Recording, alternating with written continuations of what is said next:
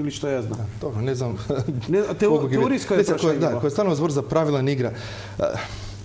Токму тоа е, значи правилата на игра во голем дел во еден свет кој станува повеќе и повеќе меѓуповрзан, така интерконекција, каде што капиталот не трпи више затварање, не трпи ограничување. Не само капиталот, и трговијата, и размена на луѓе, капитал и све друго. Значи, голем дел од правилата што туку се дефинират во овој свет на глобализација.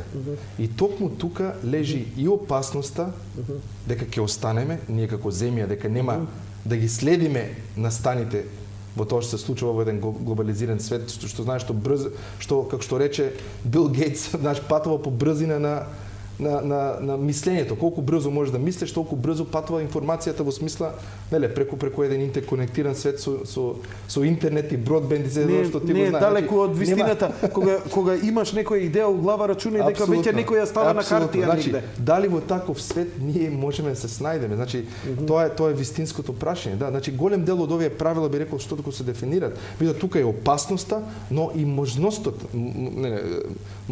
на една земја како Македонија да се прилагоди и да свати дека се случуваат процеси на глобално ниво кои досега не се видени, досега нема искуство од вакво нешто, ваква меѓусебна поврзност и се тоа што представува глобализацијата, и мора да сватиме дека доколку не се прилагодиме за тоа, ќе останеме на тоа ниво што сме. И нема причина да мислиме дека може да биде поинакво, бидејќи имаме еден куп примери од светот, од земји кои пред 30-40 години се имале одредено ниво на домашно производство, после 40 години го задржале исто ниво. Значи, сакам да кажам дека тоа што Македонија ќе после 10, 20, 30 години прво и пред се сепак зависи од нас, па после све друго. Апсолутно. Да останеме малце на темите, малку и по оние кои се поведри. Вие сте, барем за вас, ако ништо друго, вие често сте во Соединетите држави, таму создадовте бројни пријателства. Јас следев и во вечер излегува и надписи, ги презентиравме тука, ги паметам и така натаму. Бевте вие единствен поканет, ако не се лажам, на реизборот на председателот Буш, на неговата инаугурација, бевте единствен поканет од Македонија. Значи, не зборам за молитвениот појадок, ова зборам за инаугурацијата, кога он стана повторно председател, тој свечен церемонијата околу тоа. Да, колку што јас знам, тоа беше така, меѓутоа не можам да кажем дали некој друг е бил поканет или не, во секој случај бев единствен. А зошто вас покани? Имате некого во администрацијата на Буш? Посебно?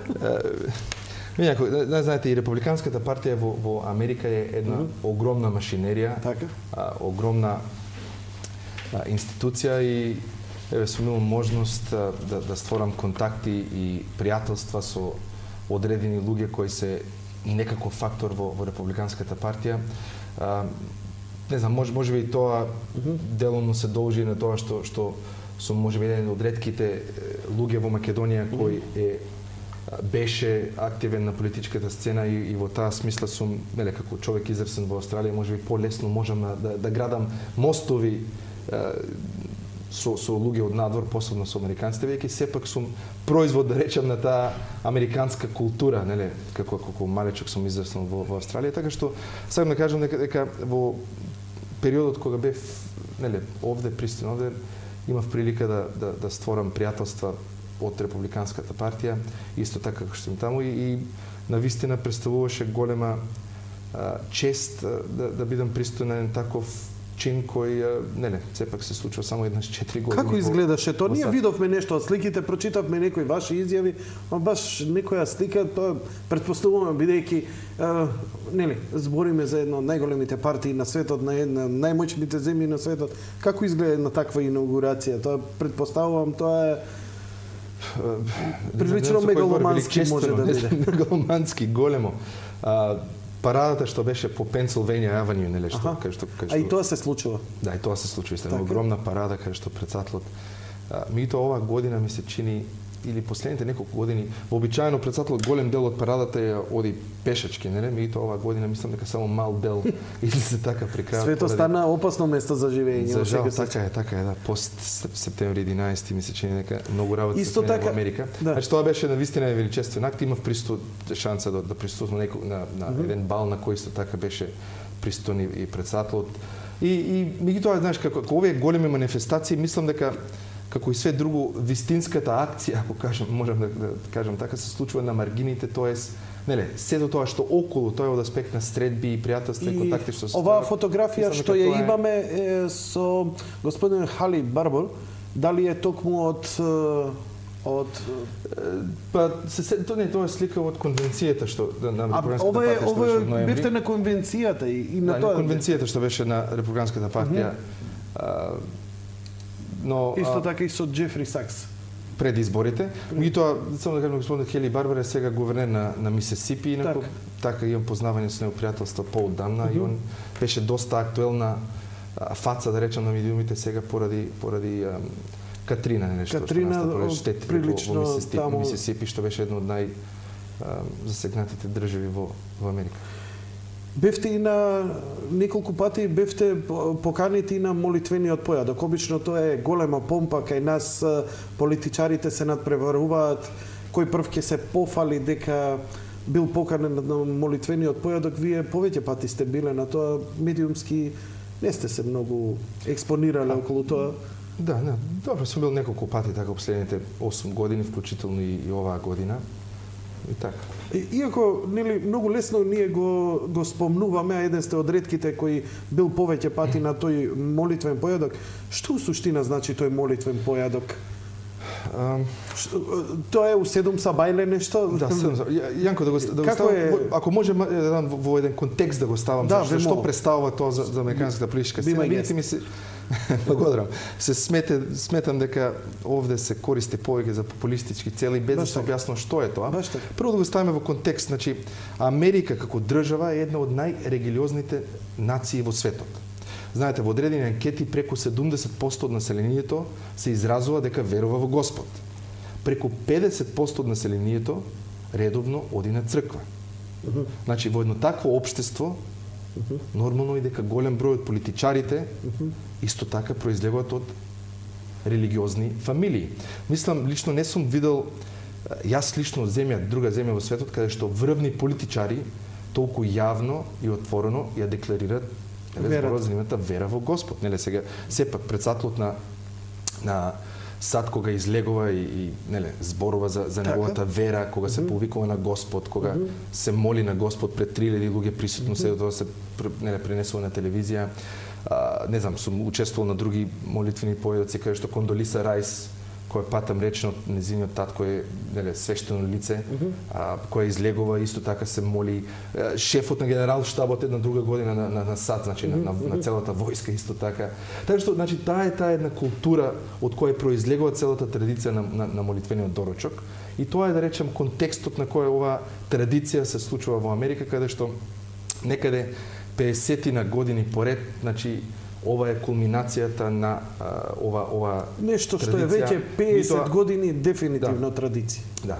Тоа, значи, сепак мора да имаме во предвид дека Америка е една од верните нации во светот. Но и престише да се биде на тој молитвен појадок.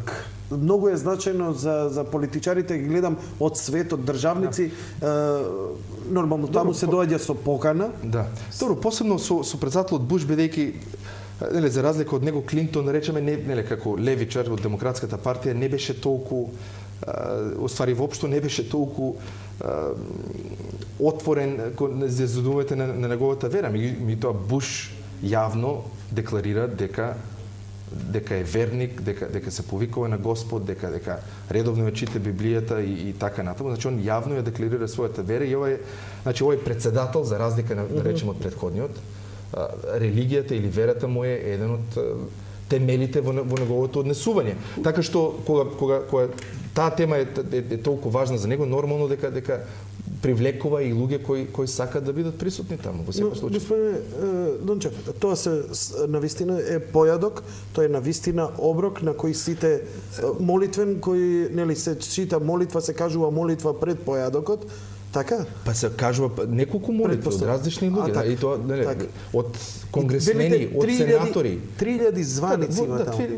Да, се како самиот чини голема сала во хотелот Хилтон обично се одржува, има околу 3.500 присутни. Имаше една мала бина неле во пред кај што се вака некои впечатоци споделете со нас што не ги знаеме како детал, што ви оставило впечаток посебно на молитвениот појадок. Па, добро, морам, мислам да кажем од неколку така впечатоци кои спомнав оваа година посебно еден момент така ќе го поделам што ми остави силен впечаток. Еден од присутните беше Боно од YouTube, нели пејачот, кој сигурно знаете станува или веќе е една од највлијателните личности во светот. Тоа апсолутно мислам дека се беше предложен за директор на Светска банка.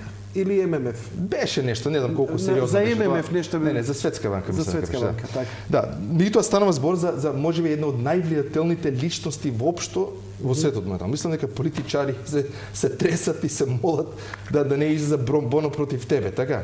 Да не запее против тебе. Да не запее против тебе. Се покажа тоа бидејќи Боно го донесе Клинтон на власт. Да не се лажеме. Јас се сеќам многу добро кога беше американската турнеја, U2 имаше и се јавуваше тогаш на таткову на Буш. Hello, may I speak with Mr. Bush? He's not available. Вика, мојот председател не е available за мен. Тоа беше страшна кампања.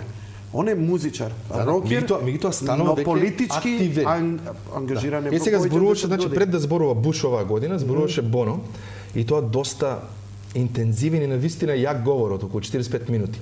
Сега не знам дали знаете, Боно е активен, тој е основач на фондацијата Дата. Дата е добро, кажете на интернет, Дата, D-A-T-A. Веднаш говорете словом.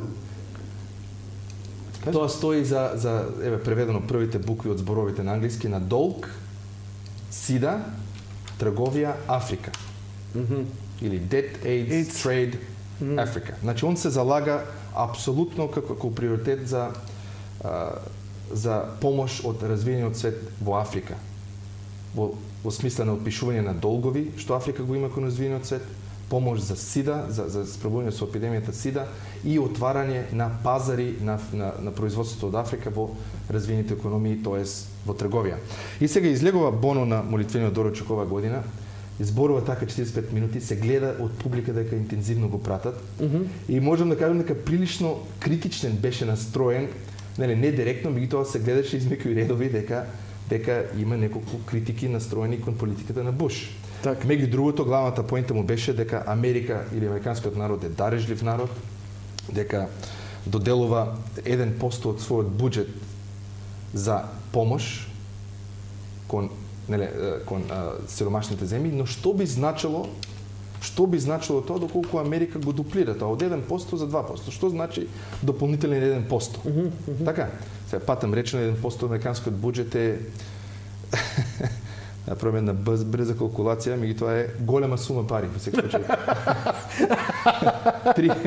30-40 милиарди долари во секој случај. Тоа можеби 30 до 40 милиарди долари, ако не грешам. Ако не и стотина. Не, нивниот буџет е околу 2 трилиони долари. 2 трилиони. Знаеш ли колку е тоа? Тоа 2000 милиарди. Бројката 2 ми се чини со 12 нули од позади. Еве, и можеме само да илустрираме